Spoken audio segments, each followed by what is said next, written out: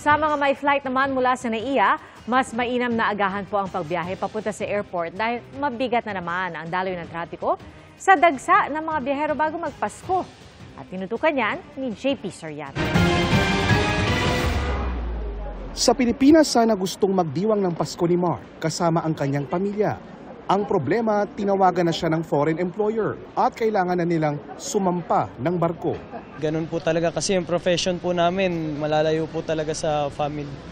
Kasabay sa flight ni Mark ang isa pang seaman na si Christian na hindi rin makakasama magpasko ang kanyang ina at girlfriend.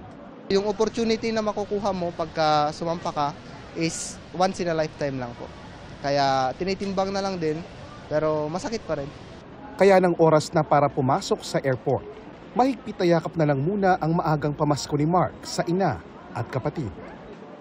Malungkot, pero nasanay din naman kasi. Kapwa OFW rin dati ang mga ina ni na Mark at Christian, kaya naiintindihan nila ang sakripisyo ng mawalay sa mga mahal sa buhay, lalo na tuwing Pasko.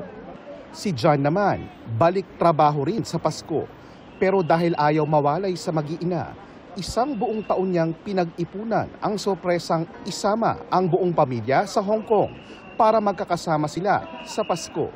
Medyo, kasi sabi ko, kumbaga makaano man lang kami, makabakasyon man lang kami kahit isang beses. Halos buong maghapon mabigat ang daloy ng trapiko sa mga daang papasok sa NAIA Terminal 1, 2 at 3. Kaya ang biyahe ni na John pa NAIA inabot ng 3 oras kahit galing lang sila sa Cavite. Pagdating pa sa mga check-in counters sa iba't ibang terminals ng NAIA, mahaba rin ang pila.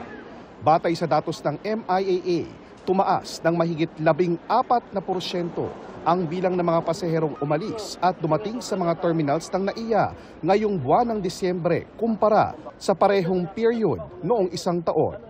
Kahapon umabot sa mahigit 143,000 na pasahero ang umalis at dumating sa mga paliparan ng NAIA. Para sa GMA Integrated News, JP Soriano, nakatutok 24 oras.